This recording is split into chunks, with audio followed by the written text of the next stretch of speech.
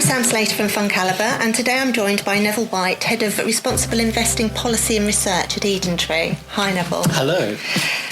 Can you explain your role exactly at EdenTree and how it's changed over the years, perhaps? Yeah, I head up a team of 3 people at EdenTree, and we are wholly responsible for all of the ethical, responsible and sustainable research, policy and strategy. The way the team works is I have environmental and social leads, and I lead on policy, strategy, governance and business ethics. The role has changed enormously over the years. It's now much more complex. Clients are looking for more sophisticated answers to some of their questions. And really there are so many issues that we have to deal with on a day-by-day basis. The team has lots of variety. And there's a lot of focus on sustainability today and more public awareness. Has this led to more and more fund managers focusing on it? And do you think that this is just a fad, or where do you see it leading? We've seen a really strong demand for that specific area in the market, and we see a trend that is moving away from what used to be called ethical or responsible investment towards sustainability. And we think that this is a really positive trend. In fact, we wrote an Amity Insight quite recently called Sustainability, Fad, Fashion, or the Future of Investment. But what we did feel is this is still a fairly undefined, difficult area of the market for clients to understand. So within that insight, we defined very clearly what we mean by sustainability, and we've looked at it through the lens of companies that are either transitioning their business model away from being a high fossil fuel stock, circular economy models that has been pioneered by the Ellen MacArthur Foundation, the idea of businesses that move out waste, and sustainable solutions companies, i.e. those providing specific goods and services to solving macro problems like water pollution or water sanitation. So we've seen a lot of trends in that area, and we're very positive on it, and our funds certainly have a sustainability element within them. And do you ever get involved in industry or government initiatives? We're very keen on collaborative engagement. So we do work, as a fairly small house, we do work collaboratively across the piece with the Principles for Responsible Investment and those sort of work streams, with initiatives like the Access to Medicines Index, Access to Nutrition Index. We've been really at the forefront of putting animal welfare at the heart of our investments through Business Benchmark on farm animal welfare. Public policy is a really interesting area because obviously we're here to serve clients, but where we really think we should have a voice and we talk to government or other public bodies, we will do that as well.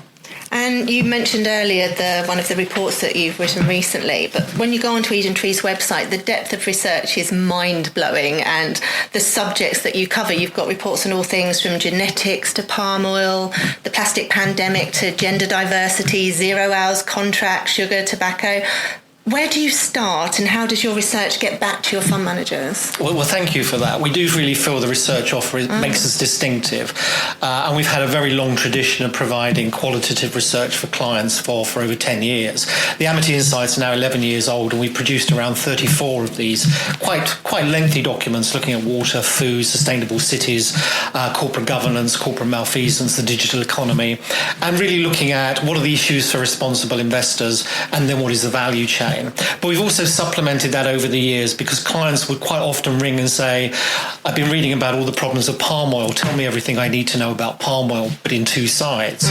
And so that was where the idea of our expert briefs came from, and they now range across, as you've suggested, GMOs, sugar.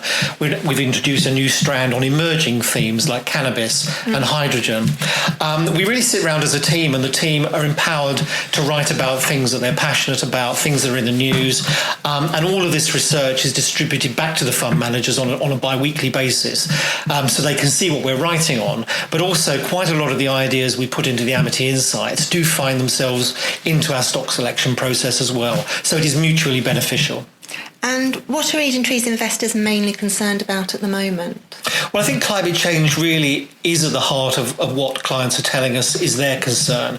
And that's understandable given we are in the middle of the beginning of a climate emergency and is so much in the news. But equally, clients, depending on who they are, will have concerns around environmental issues, biodiversity loss, palm oil, the degree of exposure we have to things that they're concerned about. Some of our other clients might not like particular sectors that we are drawn to, and so we have to explain, why where are the positives in those, and how we also engage for change where we believe there's poor business behaviour. There's always sectors that are quite problematic. We have very, very small exposure to banks, but where we do, some clients are concerned about the behaviours of the banks, and we've spent quite a long time engaging with them around culture as well. And what do you personally think is the most important theme today when it comes to sustainability? Well, we've put climate change and diversity at the heart of our engagement strategy. So I've talked a little bit about that. Both myself and my deputy run the diversity platform at EdenTree, and we're really passionate about businesses empowering women not only onto boards, but through their executive and talent pipeline. And we've engaged really extensively with a lot of companies, particularly in the mid-cap, where they tend to be laggards on board diversity, to ensure that that voice is being heard and women have opportunities and they really are being pioneered through the pipeline. So those are the two core things. But then there's a lot of substrata. My social lead colleague will talk about modern slavery and the real risks around trafficking in supply chains. So there is so much going on. It's difficult to say one thing is more important than the other. And what's the most interesting fact you've come across and repeated in conversation recently that's led someone to say, wow? We've had a lot of discussion around the team around the UN Global Assessment of Species Extinction, which was an enormous report that came out 2 months ago, which basically was a wake-up call that around 1 million plant and animal species are facing almost imminent extinction because of man's intervention. And biodiversity is really the Cinderella of responsible investment. It's very difficult to see how companies can have a locus in protecting and conserving biodiversity, and therefore investors tend not to campaign or engage on it. But we're looking at the fourth quarter of 2019 to really think about how we can engage with pertinent companies around biodiversity and species protection and habitat based on that UN report. It's another example of how we use big public reports like the UN to integrate it into our investment and our responsible investment strategy for thinking and engagement. That was fascinating. Thank you very much. Thank you. I'm Sam Slater, and if you'd like to listen to more of our Investing on the Go podcast, please subscribe to FundCalibre. Please remember we've been discussing individual stocks to bring investing to life for you. It's not a recommendation to buy or to sell.